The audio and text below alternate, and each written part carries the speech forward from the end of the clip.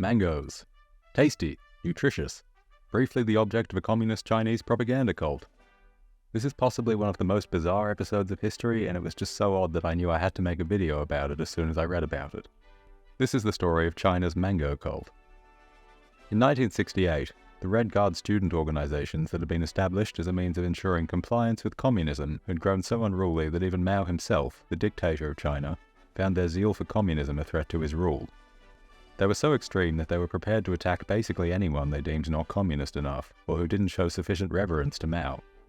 After a group of these radical students seized Tsinghua University in Beijing, Mao had finally had enough of the chaos these groups were creating across China, and sent more than 30,000 industrial workers to quell the revolt. The students attacked them with spears and acid, killing and injuring more than 700 workers before surrendering. Mao disbanded the Red Guards the next day, and Mao thanked the workers for their service to him with a gift of about 40 mangoes, which had recently been given to Mao by Pakistan's foreign minister when he was on a diplomatic visit. The prevailing theory today is that Mao simply didn't like mangoes and wanted to get rid of them, so he gave them to the workers.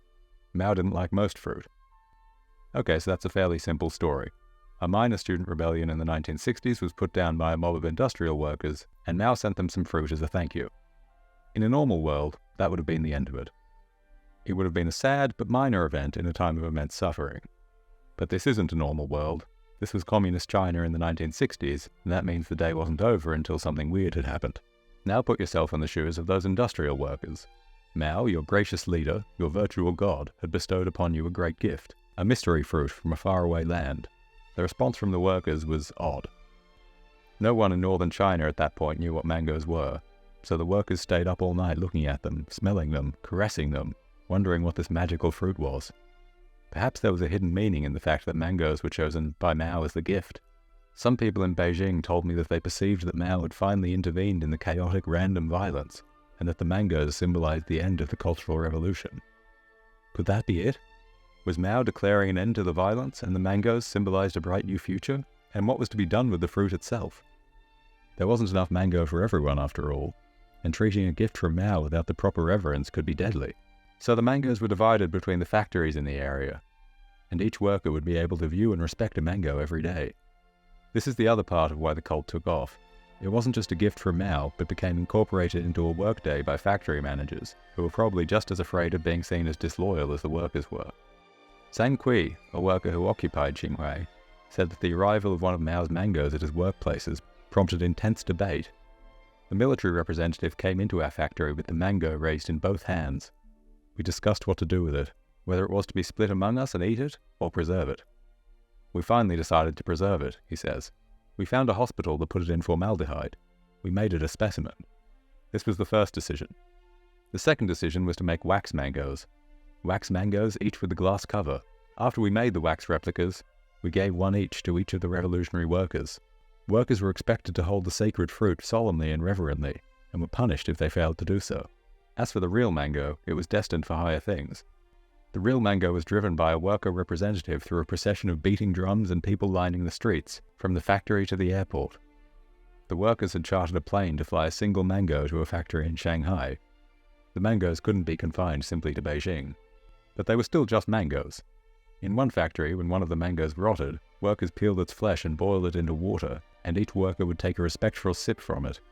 They were imbuing themselves with the essence of the mango.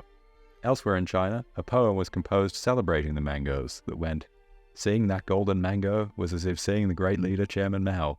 Standing before that golden mango was just like standing beside Chairman Mao. Again and again touching that golden mango, the golden mango was so warm. Again and again smelling the mango, that golden mango was so fragrant." It may have been snappier in Chinese. The mangoes were sent up and down the country to parades and worship across China. At least one found its way onto a religious altar in a factory, in which workers were expected to bow to. The mangoes also proved to be a gift to the propaganda department of the Communist Party, which quickly started manufacturing mango-themed household items, such as bedsheets, vanity stands, enamel trays and wash basins, as well as mango-scented soap and mango-flavored cigarettes. Massive papier-mâché mangoes appeared on the central float during the National Day Parade in Beijing. Far away in the provinces, thousands of armed peasants reportedly fought over a single black and white photocopy of a mango. Claiming the picture would be a great way of proving your loyalty to the state. So that was that. A gift from Mao without attaching instructions had resulted in a secular cult of mango worship spreading across China. Given all the horror stories you hear about Mao's China, the story probably sounds pretty harmless. The country went a bit nuts for a while and started worshipping mangoes. But it wasn't harmless. People died in the battles to acquire mangoes, and those who expressed their doubts about worshipping a piece of fruit were punished. One village dentist was reportedly executed after comparing a mango that passed through their village to a sweet potato. At the end of the day, though, they were mangoes, and no amount of delusion could mask that. The cult had mostly died out within 18 months of starting, and those who survived the mango mania moved on with their lives. In 1975, in an attempt to reignite the mango cult, Mao's wife sent workers another crate of mangoes and commissioned a propaganda film called The Song of the Mango. This movie was a big flop and the definitive end to the mango cult. Unfortunately, she was arrested a week after it was released and the film was taken out of circulation. Not a surprise, really. It wasn't a great movie. Lots of slow zooms and close-ups on monologues. But guess who has a copy? I have a copy. Many of the visuals you've seen in this video were taken from the film. It doesn't have subtitles, I'm sorry to say, but you know what? It's about mangoes. Fill in the blanks. Mangoes today are no longer the object of worship in China. In fact, you can buy a mango as easily in Beijing as you can anywhere else in the world. So the mango cult hasn't made any real lasting religious impact. But it does provide a truly bizarre piece of evidence for what you can make people believe in. There are a few reasons for why the mango cult took off. One was that religion, once an essential part of Chinese life, had been all but stamped out by the communists. The mangoes provided a nice, secular alternative that allowed people to carry out many of their religious traditions in a politically acceptable way. The second was that it was communist China under Mao. As soon as the mangoes became associated with Mao, not showing proper reverence was potentially deadly. Combine these factors with no government intervention, and really sheer inertia was enough to propel the mangoes given from Mao to a national religion. So the next time you eat a mango, don't forget to thank your leader for their benevolent gift to you.